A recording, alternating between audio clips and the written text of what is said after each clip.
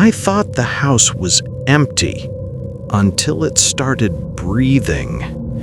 And now it's waiting for me to come back.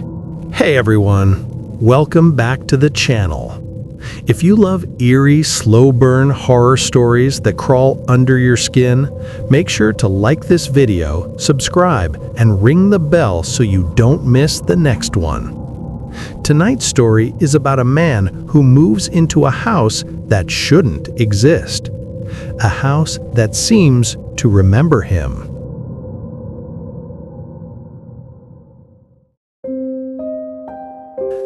My name's Evan Rourke, and this story isn't about ghosts. It's about memory, or whatever's left behind when memory starts to rot. After my divorce, I needed to get away. I found a small house listed online. Cheap rent, quiet area, surrounded by woods. No neighbors, no traffic. Perfect. The landlord didn't even meet me in person. Just left the keys in the mailbox. That should have been my first warning. The house was plain. White siding, cracked porch, one bedroom. But the inside, it smelled like old rain. Damp and cold, even with the windows shut. And then there was the room at the end of the hall. The one that didn't show up on the floor plan. The door was painted the same color as the wall. You wouldn't notice it unless the light hit just right. No handle, just a keyhole. The first night, I heard scratching coming from behind it. Soft, slow, like someone dragging a fingertip down the wood. I told myself it was mice, but then the sound stopped every time I got close. When I leaned in to listen, I swear I could hear breathing. Not mine. Slow and uneven, like someone asleep on the other side. I moved my bed into the living room that night. Days passed. The house stayed cold.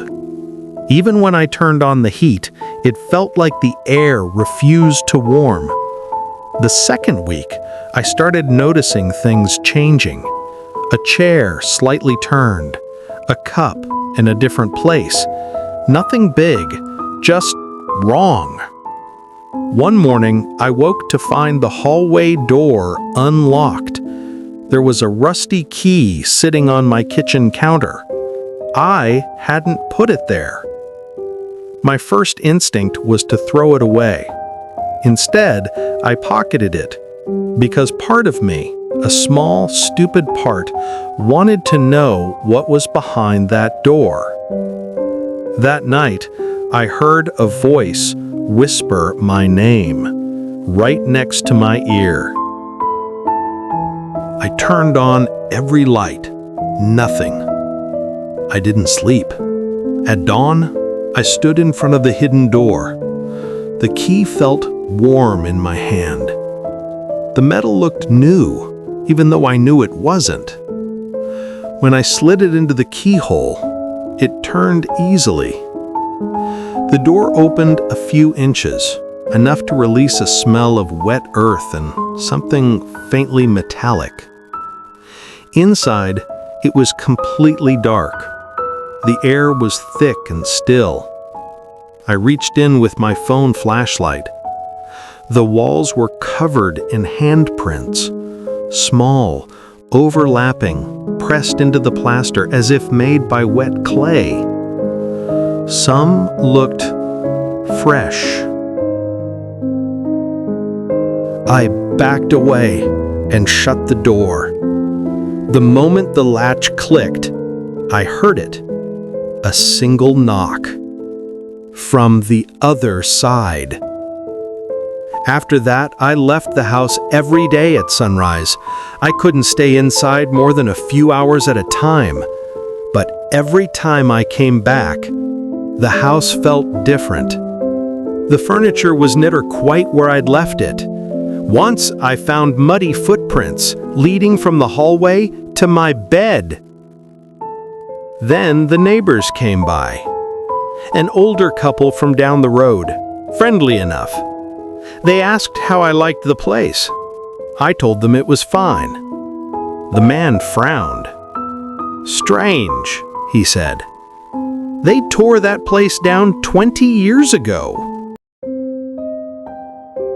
I laughed, but they didn't.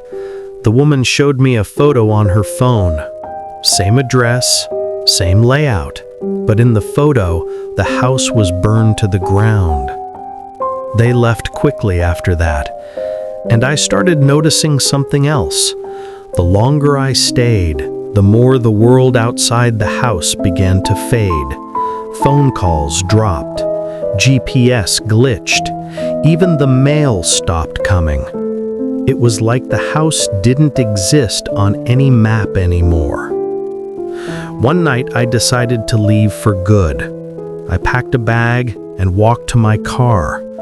But when I turned to look back, the house lights were on, and someone was standing in the window, watching me.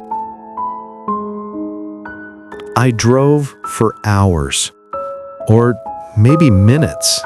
Time didn't feel right. When I finally stopped to rest at the gas station, the clerk looked confused. He said there was no road leading to that address, just forest. I showed him my phone, photos of the house, the room, the key. Every single image was black. That was 6 months ago.